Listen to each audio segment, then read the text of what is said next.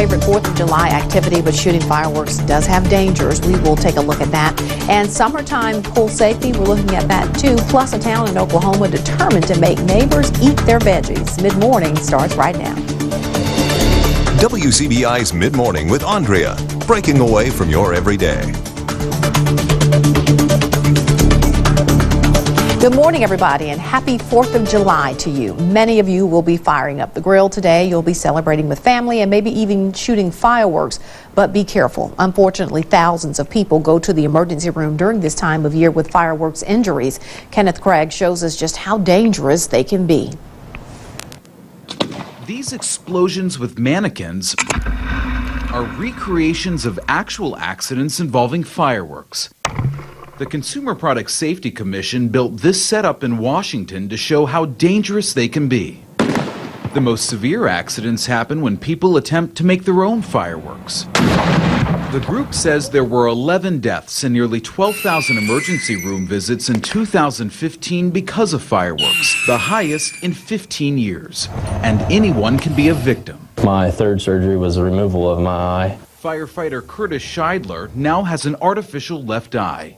He lost it last year when a firework hit him in the face. As soon as it hit me in the cheek, I knew I was in trouble because everything went black. Children are often victims. Sparklers can burn at temperatures up to 2,000 degrees. Hand injuries are also common.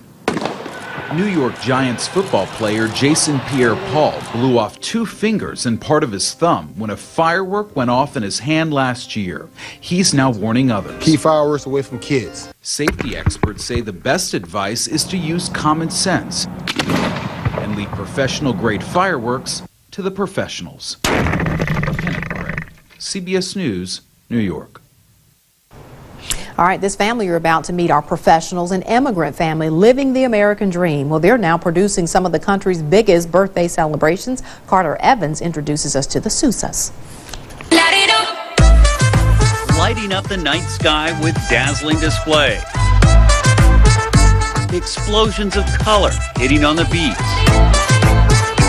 The pyro musical we've all come to expect in a 4th of July celebration was pioneered by the Sousa family. When we're into that countdown and we're all checking controls. All right, here we are, we're hot. And then you get the goosebumps like I'm getting now in the 10, 9, 8. And then the first shell goes up in the air.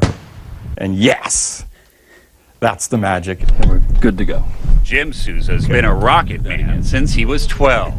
We're going to be blowing a lot of stuff up. We are, definitely. Today, he's the CEO of the family-run business, Pyro Spectaculars. Lift charge on the bottom. The shell itself is on top. His son Paul is a 5th-generation show producer. 3, 2, 1, fire. They're deep in the California desert for the final testing of shells that will explode in nearly 400 Sousa-produced shows come Monday, each launched by Pyro Spectaculars trained professionals. Beautiful purple, green combo, gold. 2, 1, fire. The Sousas are the firing force for some of the biggest celebrations around the world. Olympic opening ceremonies, Super Bowls, and the 75th anniversary of the Golden Gate Bridge. 25,000 explosives, specially designed to withstand San Francisco's wind, created an unforgettable spectacle. What if it didn't work perfectly, exactly the way you want it? Nobody else was gonna know. It still goes It's boom. still gonna go boom and make people happy. This is the Sousa family recipe or cookbook. The cookbook contains their original formulas for fireworks. In the early days, the family made their own. Sparks first began flying when Manuel de Sousa immigrated from Portugal in the early 1900s. My great-grandfather was lighting the fuses by hand with a hand torch. A dynasty was born as each successive generation joined the family business, but it was dangerous work. He was out searching the grounds and found what we call a dud, a shell that came down to the ground, didn't explode, and it went off and blew his arm off. Their arsenal of more than 500,000 explosives is stored in 17 underground bunkers. The shells are made in China. Then Sousa's workers add the electronic fuses by hand. But when we're walking through the bunkers, we have a great respect for this product because it is dangerous and it's life-threatening. Some 50,000 fireworks will be launched Monday night in the Macy's 4th of July celebration in New York. It's been a Sousa spectacle for more than 30 years. Jim's other son, Christopher, runs the show. This Macy's show is going to be the most complex Macy's show ever fired. This computer simulation is a new effect they'll unveil in New York. We're going to attempt to do USA in the sky. We've been working months really to perfect it. It all starts with storyboards. Then music and effects are synced. And timing cues are added. The results are mesmerizing and emotional. It's like you're playing the crowd almost. All the time. There's moments where I'm gonna really hit it hard and kind of the audience is gonna move back and kind of be shocked, and then we're gonna bring it really low, almost bringing the audience to tears. A year of planning goes into a 30-minute show, but the memories can last a lifetime. It's still a lot of work, but I love what I'm doing.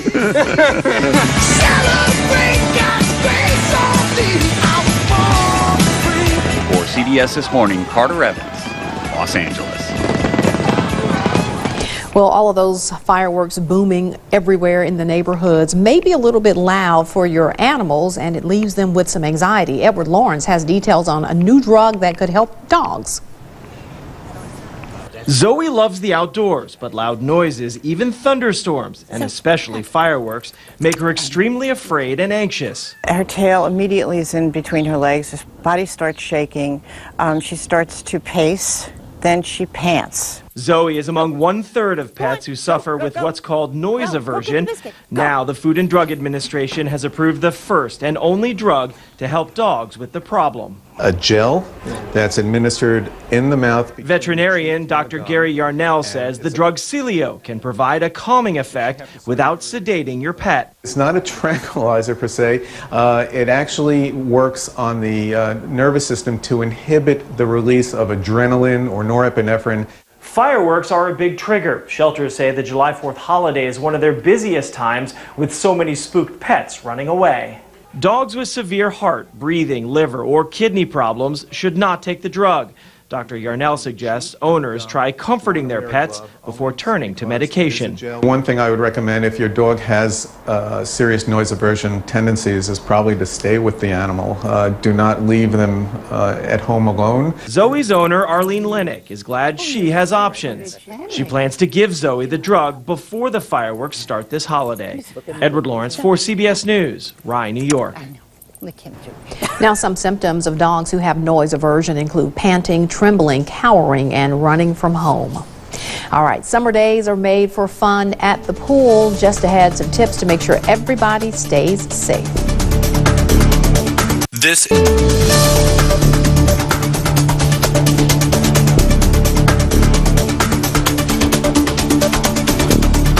Welcome back, everyone. A fun day at the pool on these summer days could turn into tragedy in just seconds. A child can go under without a sound and never come up. But that grim scenario can be avoided. Graham Olkins has a simple way to keep everybody safe. I'm first. You go first, Erlen second, and Layson third. These kids are putting on their clothes to get in the pool. This exercise teaches what to do if they accidentally fall in. They practice how to swim to the side and pull themselves up to safety. You think of it as a child that is splashing in the water and screaming for help. That's not always what it looks like. A lot of times you can actually be watching the pool and have a child just slip in the pool on the other side and it's completely silent. To minimize that risk, Crawfish Aquatics partnered with Our Lady of the Lake Children's Hospital to recruit an army of water watchers. These free tags can be worn at home to make sure someone always has eyes on the pool. This water watcher tag is a visual reminder that you are responsible for watching the children. And in the event that you want to step out or go to the restroom or go get some food, you just hand this to the next person. Dr. Kalichi Ihaguara sees it every summer. 5 or 6 children admitted to intensive care with devastating outcomes. Drowning is the leading cause of death for children ages 1 to 5. There's people everywhere and kids still drown. It is a silent death. It is silent, it's rapid, and it's often unwitnessed. Remember, big arms, back, okay? The designated water watcher should of course be able to swim. The tag comes with a pledge to always be alert, especially at a party full of distractions. You could even take it a step further. It is worth the extra $10 to $12 an hour that you can spend when you have a function to have a designated lifeguard at your party so you know that all the children are safe. The good news is that drowning is 100% preventable. The tag itself won't save a life, but the person wearing it can. Graham Olkins, WAFB 9 Healthline. Good information.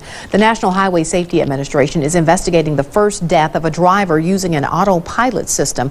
Joshua Brown was using a feature on his Tesla Model S when he collided with a truck on a Florida highway back in May. The investigation now raising new questions about Tesla's autopilot system and self-driving technology as a whole. Chris Van Cleve has that story. What am I going to do with my hands down here? Joshua Brown was enthusiastic about his self-driving Tesla Model S sedan as seen in a series of videos posted to his YouTube page. Get to your destination slightly slower, but hey, at least now you don't have to worry about anything. It's just let it go. But in May, the former Navy SEAL's Tesla collided with a truck on a Florida highway. According to the police report, the truck, pulling a semi-trailer, made a left turn in front of Brown's Model S. The Tesla's roof struck the underside of the trailer and passed underneath it, and didn't stop until it passed through 2 fences and hit a pole. In a statement, Tesla confirms the car's autopilot was activated and says neither autopilot nor the driver noticed the white side of the tractor trailer against a brightly lit sky, so the brake was not applied.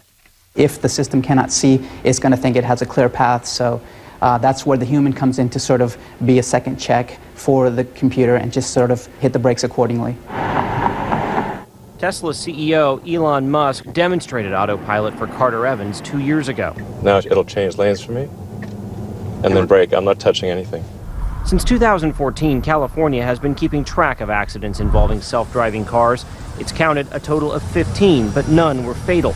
Tesla says the Florida accident marks the first known fatality in more than 130 million miles of driving the Model S in autopilot mode. Well, I think consumers need to be reassured that this is a safe technology, and if that involves more testing from Tesla's end, that's something they need to take a look at in order for people to feel more comfortable with using it. Coming up, investigating the waters of Rio ahead of the Olympic Games. Mid-morning, we'll be right back.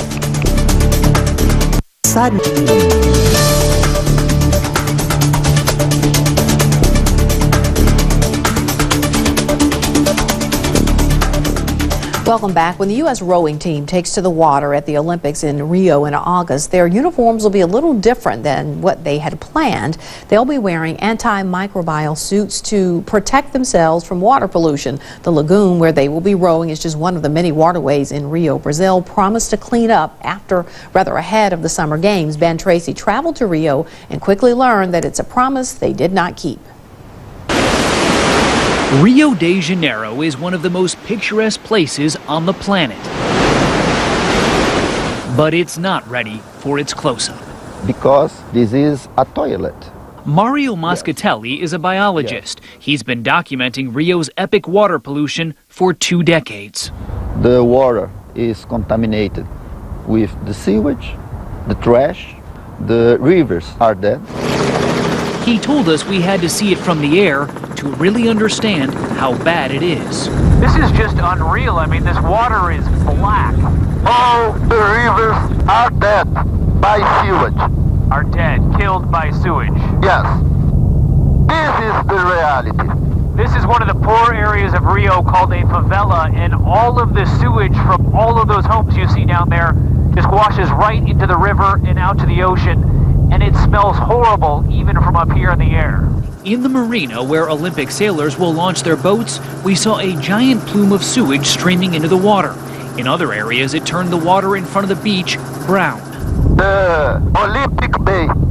This is a shame. In Guanabara Bay, where the sailing races will be held, there was trash covering the surface of the water. It is really just shocking how much trash that is. Yes. It looks worse up close. A floating hazard for Olympic sailors, such as this one from Chile. I think it's really polluted. Are you worried about this water in your mouth? Yes, we try to stay with the mouth closed, but it's really hard. We always get water in the boat and in our bodies. Tests commissioned by the Associated Press found disease-causing viruses in Rio's waters measuring up to 1.7 million times the level that would be considered hazardous on a beach in the U.S. Nearly 1,400 Olympians will compete in water events, and experts say they have a 99% chance of infection if they ingest just 3 teaspoons of water. Dozens of athletes have gotten sick during training in Guanabara Bay, where the pollution is the worst. There are times when raw sewage comes through here. Yeah. And then right over here is where the sailors are going to be. Right. David Z is an oceanographer at the State University of Rio. He says the government promised to spend billions cleaning up the water before the Olympics, including installing 8 treatment plants on Rio's polluted rivers. They built just 1. Nearly half the sewage pouring into the bay is still untreated. This is raw sewage, as if somebody flushed their toilet right into the bay. Yeah. So if you had to grade the job the government has done cleaning up the water, what grade would you give them? D. D. So they haven't done a very good job. No. It's easy to criticize. Guido Gelli works for the state of Rio's environmental department. Why has Rio not done what it promised to do? Well, this is an interesting question. The problem is the sewage systems, because it's not easy, it's very expensive. And for Olympic Games, there are no problems with the surface of the bay and the place where the games will be. This is an international scandal. I don't understand. For Mario Moscatelli, this isn't just about the Olympics. Does this feel like a wasted opportunity? Yes. We lost it. Simple. We had 7 years and our authorities didn't do almost anything. And Rio missed a chance to reclaim some of this paradise lost. For CBS This Morning, Ben Tracy, Rio de Janeiro. All right, coming up, they've been making memories together for years. These days, they're making quilts. Their story when Good Morning returns. Welcome back, everyone. Mom always told us to eat our fruits and vegetables, but for the most part, we've kind of ignored that advice. Scott Thompson shows us how growers in Oklahoma are hoping they can entice their neighbors and friends to eat fresh, local produce.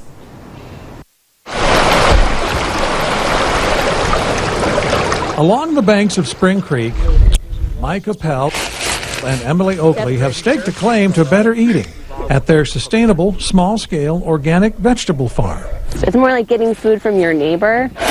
For 13 years, a decade of it here in Cherokee County, they have enriched their soil, outlasted Oklahoma's extreme temperature swings and severe storms and bugs, stooped and sweaty and sunburned. But it's kind of what makes it fun and interesting. It keeps us on our toes.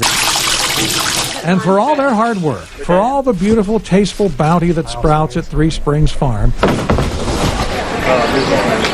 turnips and lettuces, garlic and onions they carry every Saturday to Tulsa's Cherry Street Farmers Market, for all the goodness they've devoted their lives to producing, collectively, we're not eating it.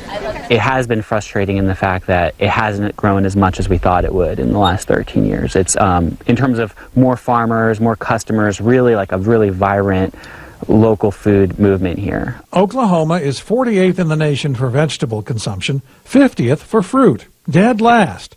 So while we're passing it by, whether at the farmer's market or the grocery store, being last in eating fruits and vegetables is a big reason Oklahoma's a national leader in heart disease, obesity, diabetes, and stroke.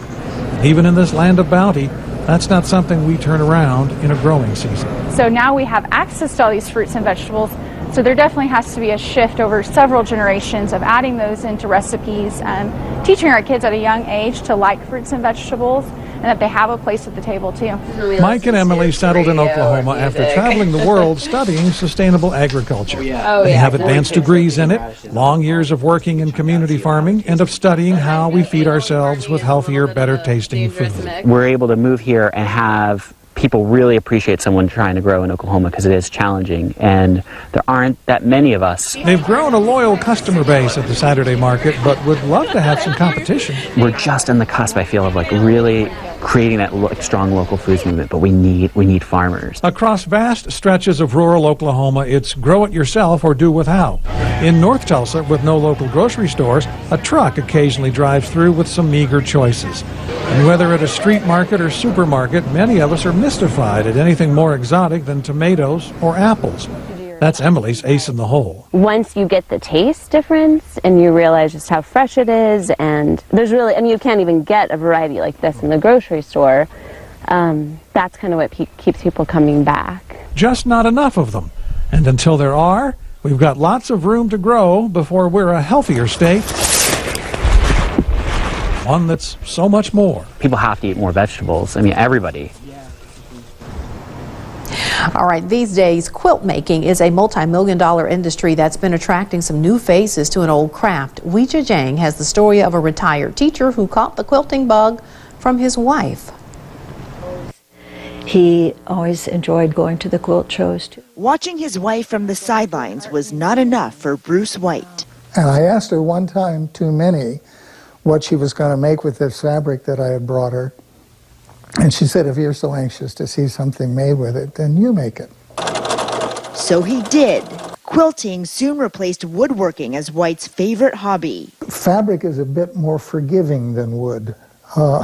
You can't stretch wood or scrunch it up if you want it to fit precisely. He says the perception that quilting is a feminine activity is changing quickly. The Whites view quilting as an art form. They use a variety of techniques drawn to different patterns. We definitely have our own stashes of fabric, and we have to consult with each other. I don't go into her stash without asking. While Bruce and Naira have met other men who quilt, they're the only quilting couple they know. So I get to use her machine at night.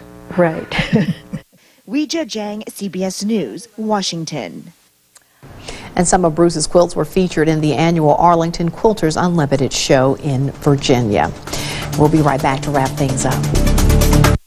Remember to connect with us on Facebook and Twitter and send us those summer selfies. We want to see how much fun you're having this summer. Enjoy the rest of your 4th of July holiday. We'll see you tomorrow.